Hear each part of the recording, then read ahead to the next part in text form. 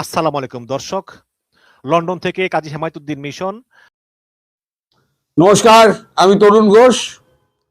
শেখ হাসিনা ইস্যুতে এসে সমস্ত ব্যাপারটা চটকে গেল।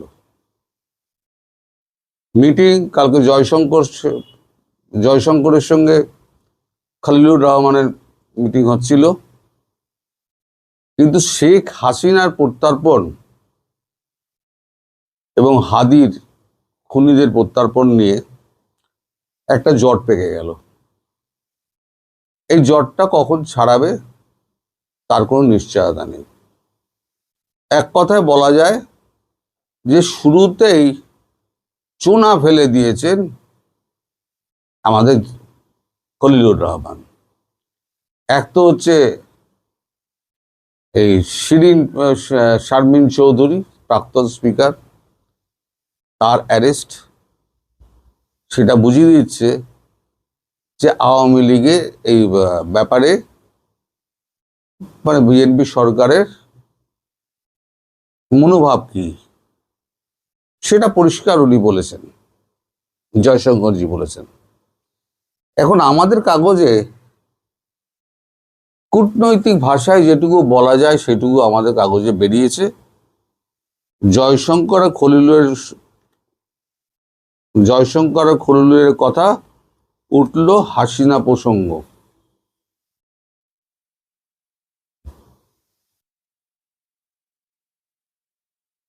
ছোট খবর বেরিয়েছে, খুব ডিটেলে নয়।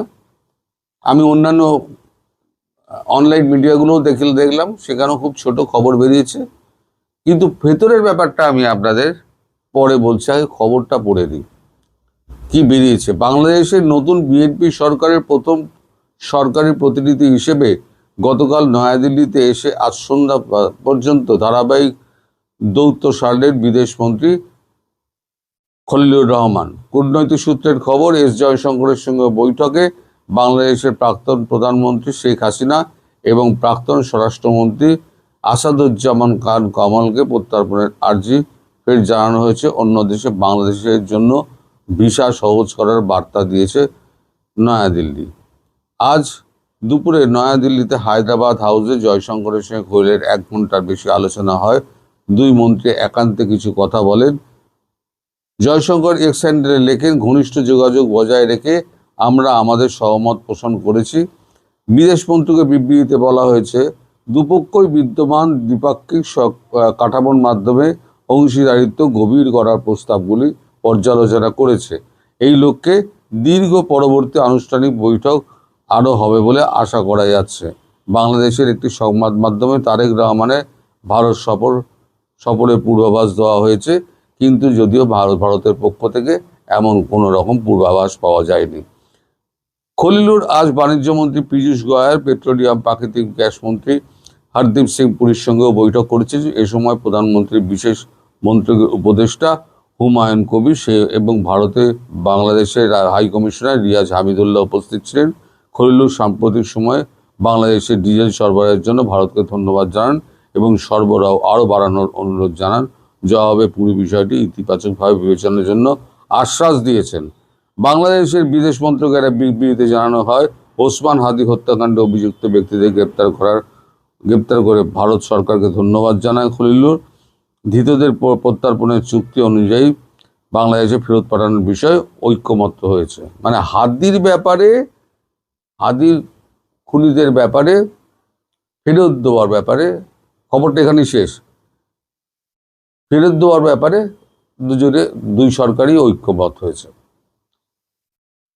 কিন্তু শুরুতেই উনি যেটা বললেন, 1 নম্বর পয়েন্ট খলিলুর রহমান, সেটা হচ্ছে শেখ হাসিনার প্রত্যাবর্তন, বাংলাদেশে ফিরিয়ে দেওয়া, প্রত্যাবর্তন নয়, প্রত্যর্পণ, এবং আসাদুজ্জামান খান তার প্রত্যর্পণ, এই দুটো নিশ্চিত করতে হবে। তাহলে দ্বিপাক্ষিক সম্পর্ক স্মুথ চলতে পারে। তো তারপরেতে জয়শঙ্করজি বলেন যে আপনার যা যা বলার আছে, প্রায় 1 ঘন্টা এই মিটিংটা চলে। আপনার যা যা বলার আছে আপনি আগে বলে দিন, আমি নোট ডাউন করে নিই, তারপর আমি একটা একটা করে উত্তর দেব। তখন উনি তিস্তা জল চুক্তি থেকে আরম্ভ করে জলবন্টন চুক্তি, তারপর আমাদের ডিজেল সরবরাহ, পণ্য সরবরাহ, ট্রান্সশিপমেন্ট, তারপরে তুলা রপ্তানির ব্যাপার, এইগুলো পরপর উনি বলে যান এবং ভিসা সংক্রান্ত ব্যাপারটা উনি তোলেন যে ভিসা দিতে সহজ করতে হবে, ভিসা পদ্ধতি, বিশেষ করে ট্রাভেল ভিসা এবং অন্য দেশে যাওয়ার জন্য যে ভিসাগুলো দেওয়া হয় সেই ভিসা। জয়শঙ্করজি বলেছেন এই ব্যাপারে আমরা কথাবার্তা বলবো। আপনাদের মনে আছে প্রণয় ভার্মা একবার বলেছিলেন যে খুব তাড়াতাড়ি ট্রাভেল ভিসা দেওয়া হবে। আমি তখন বলেছিলাম এটা ভারতের মানে ঘোষিত নীতির বিপরীতে গিয়ে উনি এই কথাটা নিজে থেকে বললেন কি করে। সঙ্গে সঙ্গে তাকে ভারতে ডেকে পাঠানো এবং তড়িঘড়ি উনি রাত্রিবেলা ভারতে ছুটে আসেন। তারপরে নতুন রাষ্ট্রদূত আপনাদের ওখানে নিয়োগ করার কথাগুলো ওঠে। অর্থাৎ তিনি যে কথাটা বলেছিলেন সেই কথাটা যে ভারতের কথা নয় সেটা কিন্তু অনেক আগেই আমি বলে দিয়েছিলাম। আজ পর্যন্ত কিন্তু ট্রাভেল ভিসা চালু হয়নি এবং ভারত বলেছে আমরা চেষ্টা করছি, খুব শিগগির কথাবার্তা আমরা বলবো। এইবারেতে সব যখন কথাবার্তা খলিলুর রহমানের হয়ে যায় তখন এবার জয়শঙ্করজি কথা বলতে শুরু করেন। উনি প্রথমেই বলেন শেখ হাসিনা এবং আওয়ামী লীগ প্রসঙ্গকে বাদ দিন। এই দুটো প্রসঙ্গ যে আপনারা টানছেন না, এই দুটোকে বাদ দিন। আমাদের যে শর্ত আছে 1 নম্বর এবং 2 নম্বর, শেখ হাসিনার নিঃশর্ত মুক্তি এবং তার সমস্ত মামলা প্রত্যাহার, এবং 2 নম্বর তাকে রাজনৈতিক কর্মকাণ্ড শুরু করার জন্য একবার উপযুক্ত পরিবেশ তৈরি করে দেওয়া। এর মধ্যে আমরা আগেও আপনাদের বলেছি যে শেখ হাসিনা প্রত্যর্পণের ব্যাপারে আমাদের কোনো রকম নেই, মানে আমাদের সিদ্ধান্ত নেই এরকম। আপনাদের কাগজে কিছু কিছু জায়গায় বেরোচ্ছে যে শেখ হাসিনাকে নাকি কাতারে পাঠানো হচ্ছে। তিনি কোথাও যাচ্ছেন না, আমি নিশ্চিত করছি তিনি কোথাও যাচ্ছেন না, তিনি ভারতবর্ষেই থাকছেন। এবার শেখ হাসিনা প্রসঙ্গতে আপনি আর আসবেন না। এবার বাকি প্রসঙ্গগুলো আমি যেগুলো লিখে নিয়েছি সেগুলো আমি একটা একটা করে উত্তর দিচ্ছি। আপনার ব্রহ্মপুত্রে বাঁধ দেওয়ার ব্যাপারে আপনারা চীনকে ডেকে এনেছেন এবং চীন ওখানে অনেকটা কাজকর্ম এগিয়েছে। অবিলম্বে চীনের থেকে সমস্ত সম্পর্ক আপনাদের ছেদ করতে হবে।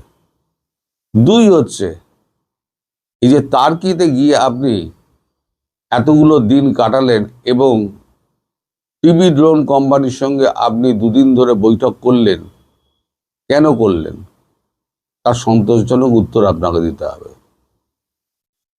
3 নম্বর, গঙ্গা জলবন্টন চুক্তি আর তিস্তা প্রকল্প নিয়ে আপনারা যে আলোচনা করতে চাইছেন, আমরা সে আলোচনা আমরা করতে চাই, কিন্তু কোন বেসিসে আমি সেটা বলছি। আপনারা বলছেন যে শেখ হাসিনার সময়ে যে সমস্ত চুক্তিগুলো ছিল সেই সমস্ত চুক্তিগুলো আবার রিওপেন করতে হবে। যেমন এর মধ্যে রয়েছে আপনার স্থলবন্দর ব্যবহার করার চুক্তি, ভিসা, খাদ্যপণ্য, এই সমস্ত আপনাদের সমস্ত ওই চুক্তি অনুযায়ী চাই। কিন্তু আপনারা বারবার বলা সত্ত্বেও হিন্দু সংখ্যালঘু সম্প্রদায়ের ওপর অত্যাচার এখনো কমাননি। চিন্ময় প্রভুর মুক্তির ব্যাপারে আমরা বারবার আপনাদেরকে রিকোয়েস্ট করেছি, আপনারা চিন্ময় প্রভুর মুক্তি সম্পর্কে কোনো কাজ করেননি। তারপর হচ্ছে জ্বালানি ও পণ্য সরবরাহের ব্যাপারে আমাদের আপত্তি নেই। আমরা চেষ্টা করব। আপনারা হরদীপ সিং পুরীর সঙ্গে, যিনি আমাদের পেট্রোলিয়াম মিনিস্টার, তার সঙ্গে আপনারা কথা বলেছেন, তিনিও একই কথা বলেছেন, আমি পুরোটাই জানি। আর এই যে আপনারা বলছেন হাসিনার আমলে যে সমস্ত চুক্তি রয়েছে, সেই সমস্ত চুক্তিগুলো আবার পুনরূপায়ণ করা, যার সঙ্গে চুক্তি হয়েছিল তাকে আপনারা ফাঁসিতে ঝোলানোর জন্য ব্যস্ত হয়ে রয়েছেন। আপনারা যখন আপনি উপস্থিত ছিলেন, যখন এই 10 দফা চুক্তি যখন হয়, তখন মিস্টার খলিল আপনি ওখানে তখন উপস্থিত ছিলেন। আপনি কিন্তু তখন হ্যাঁ বলেছেন, আর আজকে এসে আপনি উল্টো সুর গাইছেন। তা যে মানুষটার জন্য এই চুক্তিগুলো হয়েছিল, সেই মানুষটাকে আপনারা ফাঁসিতে ঝোলানোর জন্য প্রত্যর্পণ চাইছেন, অথচ আবার আপনারা বলছেন যে তার আমলের সমস্ত চুক্তি রূপায়ণ করতে হবে। 2 তো 22 হয় না, 2 তো 4 হয়, 22 তো কোনোভাবে আপনি করতে পারবেন না। ফলে আপনারা যে সমস্ত অন্যায় আবদারগুলো করছেন, সেগুলো একবার খতিয়ে ভাবুন। আর ভারতবর্ষ যেটা বলছে, একটা সুস্থির গণতন্ত্র, সকলের সমান ভোটাধিকার প্রয়োগের সুযোগ করে দেওয়া, এবং একটা গণতান্ত্রিক সরকার, এটা যেটা আছে সেটাকে ভারত এখনো একদলীয় সরকার বলেই মনে করছে। আমি আপনাদেরকে পরিষ্কার বলে দিচ্ছি, এটা একদলীয় সরকার। আমরা বলেছিলাম গণতান্ত্রিক পদ্ধতিতে সবার অংশগ্রহণে নির্বাচিত যে সরকারই আসুক, সেই সরকারের সঙ্গে আমরা কাজ করব। আপনারা কি করেছেন? আপনারা সব থেকে বড় দল আওয়ামী লীগকে আপনারা নির্বাচনে পাঠিয়ে দিয়ে, ভোটে অংশগ্রহণ না করতে দিয়ে, আপনারা নিজেদের কিছু লোকেদের মধ্যে আপনারা এটা করেছেন, নির্বাচনটা করেছেন। ফলে ভারতের চোখে এই নির্বাচনটা হচ্ছে একদলীয় নির্বাচন। এই একদলীয় নির্বাচন আমরা কখনোই বলিনি যে একদলীয় নির্বাচন আমরা মেনে নেব। ফলে এই শেখ হাসিনা প্রসঙ্গ ভুলে যান, আসাদুজ্জামান খান প্রত্যর্পণ ভুলে যান, আর ভারতের সমস্ত রকম সহযোগিতার কথা, সব রকম সহযোগিতার কথা ভুলে যান। আপনারা যদি শেখ হাসিনা এবং আওয়ামী লীগকে যদি পুনর্বাসনের ব্যবস্থা করেন, তাহলে যে সমস্ত তার করা চুক্তিগুলো আছে, সেগুলো অবিলম্বে রূপায়ণ করার জন্য ভারতবর্ষ কিন্তু পা বাড়িয়ে আছে।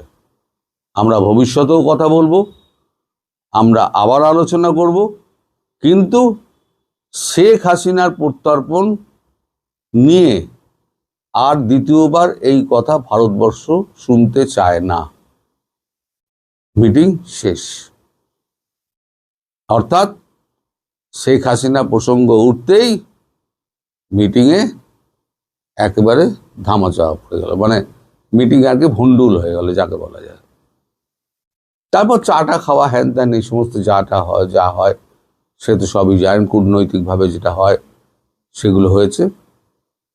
তবে মিটিং কিন্তু ফলপ্রসূ হয়নি। অনেক দিন আগে আমি একটা ভিডিও করেছিলাম, আমি লিখেছিলাম যে খলিলুর আসছেন বটে, কিন্তু চিড়ে ভিজবে না। আলটিমেটলি কিন্তু চিড়ে ভিজল না। মিটিংটা শেখ হাসিনার জায়গায় এসে আটকে গেল, এবং ভারতবর্ষ নিশ্চিত করে দিল যে শেখ হাসিনা ভারতবর্ষ ছাড়া অন্য কোথাও যাচ্ছেন না, তিনি ভারতবর্ষেই থাকবেন, এবং শেখ হাসিনাকে তুলে দেওয়ার ব্যাপারে দ্বিতীয়বার ভারত কোনো কথা শুনবে না। এরপরে বাকি ব্যাপারগুলো ভেবে দেখা হবে। ওই জলবন্টন চুক্তি, তিস্তা চুক্তি, আপনার খাদ্যপণ্য সরবরাহ, ডিজেল সরবরাহ, যা যা আপনারা বলছেন, এই ভিসা দেওয়া, হ্যান ত্যান, আপনারা সব ধীরে ধীরে আপনারা দেখতে পাবেন ভারতবর্ষ কি করছে না করছে। আপনাদের প্রতিটা পদক্ষেপ ভারতবর্ষকে বলে দেবে ভারতবর্ষের কি পদক্ষেপ করা উচিত। পরিষ্কার। মিটিং এখানে শেষ। এই হচ্ছে ভেতরের খবর। সবাই ভালো থাকবেন, সুস্থ থাকবেন এবং সাবধানে থাকবেন। নমস্কার।